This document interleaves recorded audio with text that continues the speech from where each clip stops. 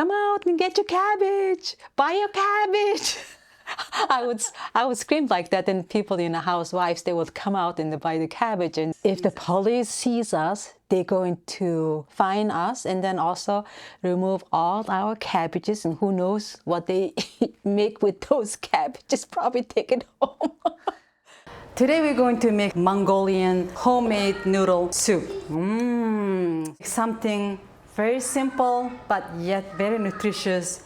It literally has just meat and some bones. You cook it together, and then homemade noodle, potato and carrot, and some onion and garlic. That's it.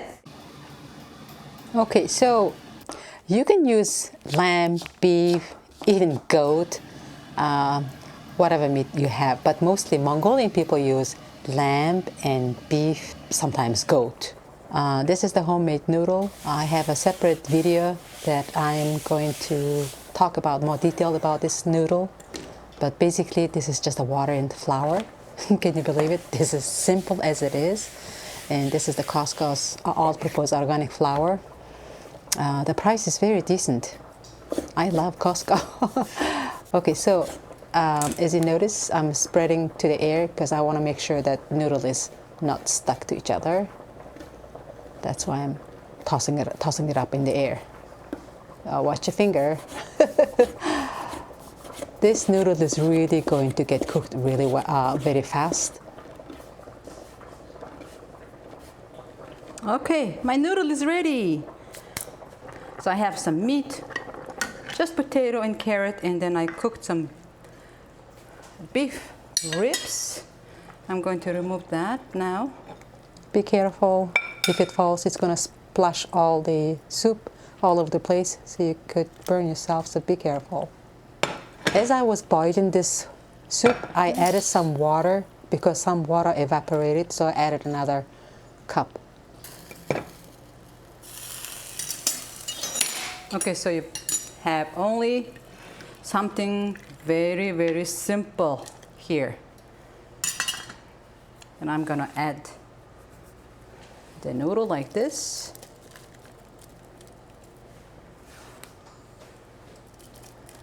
And then your preference, if you'd like something more thicker, then you can add all the noodles. If you want something more soup, then you don't have to add all your noodles.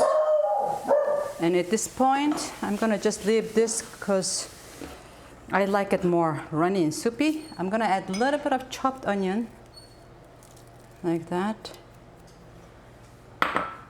And a little bit of garlic. Then I have some herbs. This year we planted some herbs. I asked my husband to make me plant a bed, and he did it, and I was so excited to plant some herbs here. We used to plant tons of cabbage, potato, carrot, and onion, a lot of flowers in Mongolia. And ever since I moved to this country, I haven't been planting any vegetables.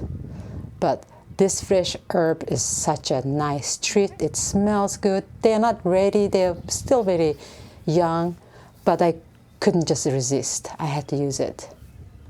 I'm going to tell you one very funny story. My mom used to plant all these cabbages, tons of them in the back of, because she used to work in children's park, and then she used to take care of a lot of children's parks, all the flowers, you know, to decorate the whole park. And then some other places that she would have some extra place outside of her greenhouse, and then she would plant some cabbages, and then not just some, a lot of cabbages.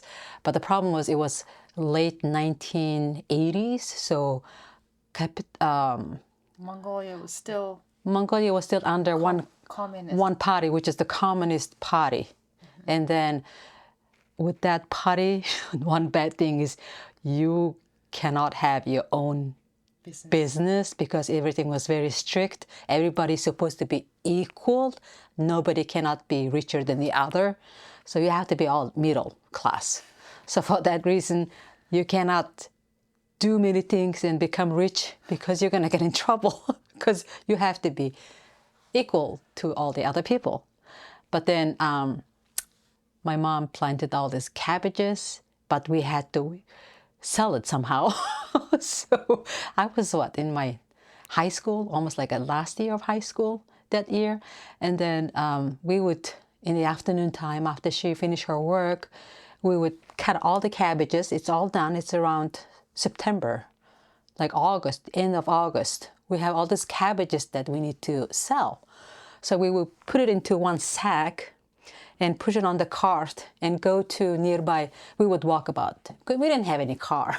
So we would walk with the cabbage close to nearby apartment buildings. And then when we get outside of the apartment building, I'm the one who's announcing, "Come out and get your cabbage, buy your cabbage." I would scream like that, and people, housewives, they would come out and buy the cabbage, and then we used to have this affordable scale and then measure it and then say, oh, this is like 1 kilo, 1.5 kilo. And some people will argue, this is not 1.5, this is like 1.3. And we'll say, okay, just 1.3, okay. And then we would sell the cabbage. But then crazy thing was, if the police sees us, they're going to give us money penalty, fine us, and then also remove all our cabbages, and who knows what they make with those cabbages, probably take it home. But anyway, yeah, we have done that quite some time, and you plant it and you want to just sell it and make some money. That was very crazy time when I was just looking at my, plants and some herbs that just kind of like reminded all my childhood smuggling cabbage to apartment buildings. Yeah, but then I have to say, some people were very appreciative. They're like, oh, this is such a nice fresh cabbage. Yeah. And the cabbage has that like roots, and then we have to cut most of the roots so people wouldn't complain about, oh, you're selling this, the middle core, too long middle core, so waste, right? So we would just chop it until it reached to the real cabbage head. And some people peel all the outer. Oh yeah, peel all the outer leaves. Like glossy, cute, glossy, shiny, very nice, smelly, nice cabbages. But some people appreciate it, but some people were still complaining, Herbs. You can add some green onions, whatever herbs you want to add. So I have some dill and parsley and chives, actually. Okay, so we're just gonna let it boil just about 2 minutes, and then it'll be ready. That's the leftover of the noodle. So I'm just putting it to a Ziploc bag and sealing it good enough. So I'm just gonna put it in the freezer, and then you can just use it next time in your soup. You don't have to defrost it. You can just take it out of the freezer and then just drop it into the soup. And just boil it a little longer. Another 2 minutes extra. Yep, so here's the soup. This is the best part.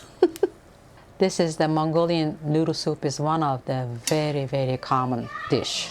Like daily. It's almost like a daily. There's no question to go, what kind of dinner we're going to have tonight. It wasn't something, there wasn't even a question about that. It was just... This is the default. This is the default, exactly. Nothing exciting going on. This is the food you're eating. But then now, my husband, the kids are grown and then they moved out. But now my husband, all he wants to eat this kind of food. Can you believe it? He wasn't like this, but as he is getting older, he wants to eat more soup, especially this Mongolian noodle soup, which I think... Because he grew up eating it. Yeah, because he said, oh, this is one of the best dish. I will not get tired. Yeah. Mmm, so delicious.